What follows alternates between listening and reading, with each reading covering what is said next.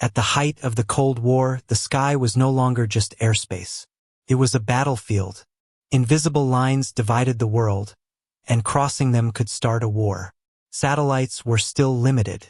Drones didn't exist. And intelligence was everything. The United States needed a way to look deep inside enemy territory, without being touched. What they built instead became something far more extreme. An aircraft so fast, so hot, so unconventional, that missiles couldn't catch it. Not because they failed, but because the State Route 71 was already gone. The story of the State Route 71 Blackbird doesn't begin with speed. It begins with fear.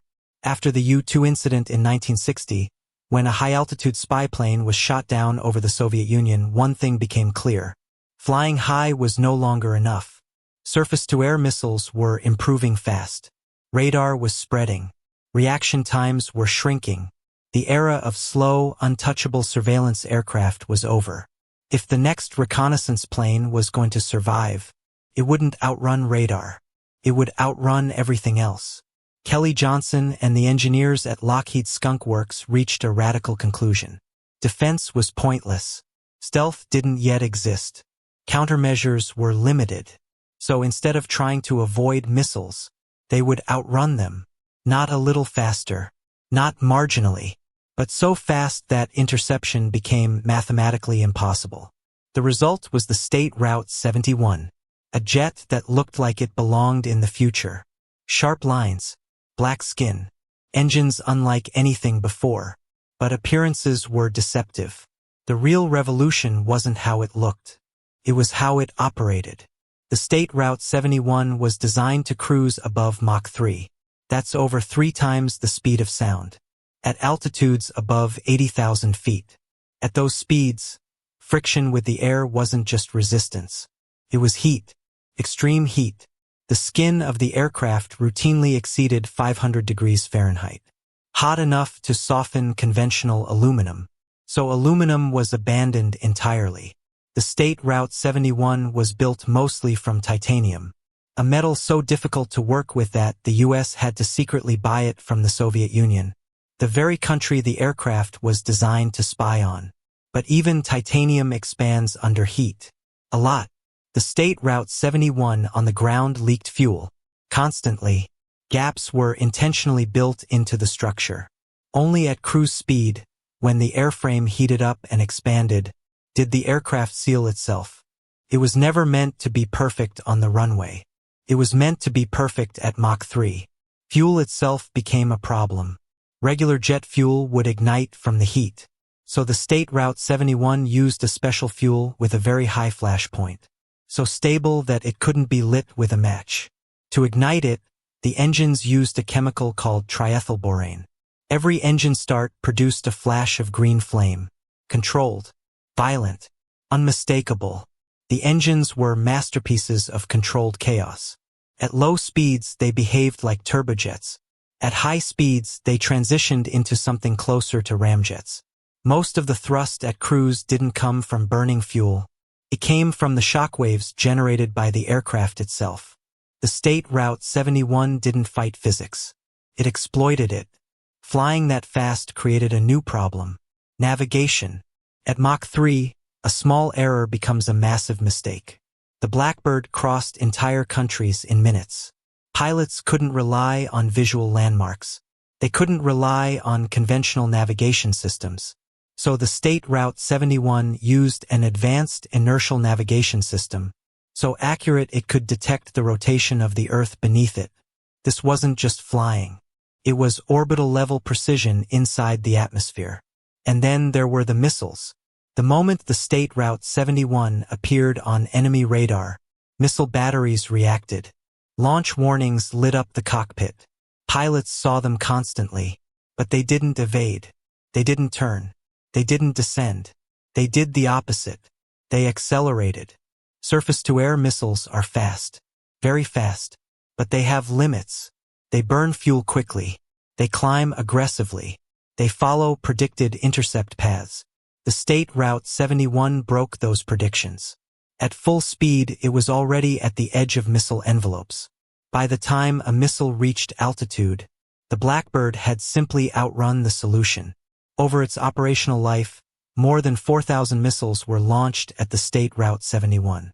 Not one ever hit it. Not because the missiles were poorly designed, but because the target was always leaving faster than the math could adapt. There's a story often told by Blackbird pilots. When threatened, the response wasn't panic. It was calm. Push the throttles forward. Watch the Mach number climb. And wait for the missile warning to disappear. It always did. The State Route 71 didn't carry weapons. It didn't need them. Speed was its defense. Altitude was its shield. And time was its advantage. A mission that would take hours for other aircraft took minutes. The Blackbird could survey thousands of miles in a single sortie. By the time analysts reacted, the data was already home. But flying the State Route 71 wasn't glamorous. It was exhausting. Pilots wore pressure suits similar to astronauts. The cockpit was hot, loud, unforgiving. Any mistake at Mach 3 wasn't recoverable. There was no dogfighting, no maneuvering, just precision and trust in the machine. Eventually, technology caught up in other ways. Satellites improved. Digital sensors evolved. Budgets tightened. The State Route 71 was expensive, unique, difficult to maintain. And in a world moving toward space-based surveillance, this time came to an end. The Blackbird was retired. Not because it was vulnerable, not because it was obsolete, but because nothing else was built like it, and nothing likely ever will be again. Even today, decades later, no operational aircraft has surpassed its combination of speed, altitude, and survivability. Missiles are faster now. Sensors are smarter. But the State Route 71 remains a reminder of a moment in history when engineers chose audacity over caution, physics over politics, and speed over stealth. The State Route 71 didn't sneak past defenses. It announced itself, then dared the world to catch it. And the world never did. And there is one last detail that explains everything. The State Route 71 never relied on secrecy alone. It relied on certainty. Every pilot knew that once the aircraft was at speed and altitude, the mission was already successful. There was no turning back, no evasive maneuver, no backup plan. The Blackbird simply kept going. Straight, relentless. That philosophy shaped the mindset of its crews. State Route 71 pilots didn't think in terms of combat. They thought in terms of physics, energy, momentum, heat, time. At Mach 3, the aircraft wasn't reacting to threats. It was operating on a different scale of reality. Missiles chased where it had been. The State Route 71 existed where it would be. And that's why the Blackbird still fascinates engineers today. It wasn't modular. It wasn't flexible. It wasn't cheap. It was extreme. Built to do one thing better than anything before or since.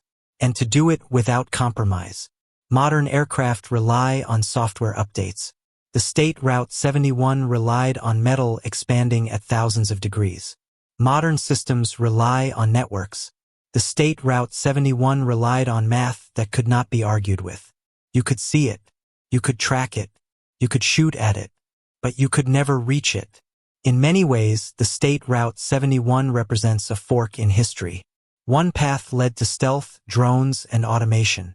The other led to raw performance pushed to its absolute limits.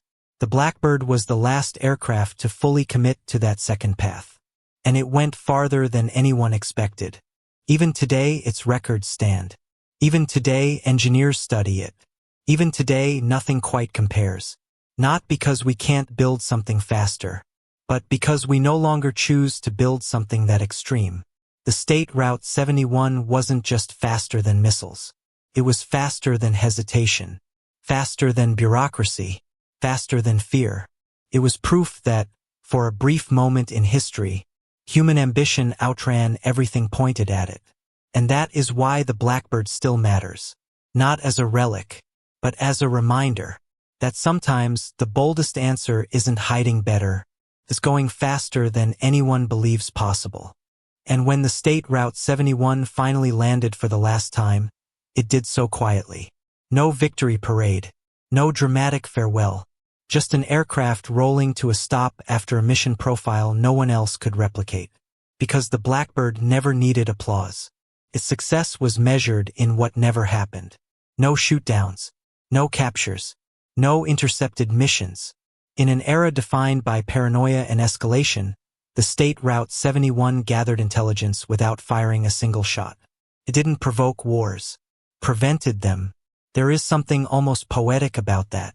At Mach 3, the aircraft outran missiles. But strategically, it also outran panic.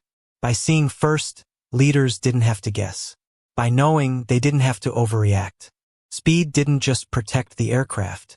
It stabilized the world. What makes the State Route 71 truly remarkable isn't just that it flew faster than missiles. It's that it did so consistently, predictably, and without improvisation. There were no heroic last-second maneuvers. No desperate evasions. The Blackbird's defense was discipline. Stay fast. Stay high. Stay ahead. Every single time. And that's why the aircraft still feels unreal today. Modern aviation focuses on flexibility. The State Route 71 rejected flexibility entirely. It chose specialization taken to the extreme. One mission, one envelope, one solution, and it executed that solution better than anything before or since. Many believe that somewhere, hidden away, there must be a successor. A secret aircraft even faster, even higher. Maybe there is. But even if there is, it won't change what the State Route 71 represents. Because the Blackbird wasn't just a machine. It was a philosophy, a belief that physics, when fully understood, can be the ultimate shield. The pilots who flew it understood that. They didn't feel invincible. They felt precise. They trusted equations more than instincts. They trusted preparation more than luck. At Mach 3, there was no room for ego. Only execution. And perhaps that's the final lesson of the State Route 71. That true superiority doesn't come from intimidation. It comes from clarity. From knowing exactly what you're building, why you're building it, and refusing to compromise once that decision is made. The State Route 71 didn't hide from danger. It acknowledged it, then made it irrelevant. Missiles chased, radar tracked, but the Blackbird moved in a realm where reaction was always late, where solutions expired before they could be applied. Even decades later, its records stand. The stories endure, and its silhouette still feels futuristic. There are faster missiles today, smarter radars, denser networks, but the principle remains unchanged. If you are far enough ahead of the problem never touches you. That lesson reaches beyond aviation, beyond the Cold War, beyond the Blackbird itself. It's a reminder that sometimes the boldest solutions don't come from adding layers, but from stripping everything down to one undeniable truth. The State Route 71 was never subtle. It never tried to be invisible. It simply moved so fast that the world couldn't respond in time. And in doing so, it proved something timeless. That speed, when mastered, becomes freedom. So when people ask how the State Route 71 flew faster than missiles, the answer isn't just Mach numbers, or altitude, or titanium. The answer is conviction. Conviction to design without compromise. Conviction to trust physics over fear. Conviction to believe that limits exist to be reached, and sometimes exceeded. Not because we can't build something like it again, but because we choose different answers now. The State Route 71 flew faster than missiles. But more importantly, it flew faster than doubt. And for a brief, extraordinary chapter in history, that was enough.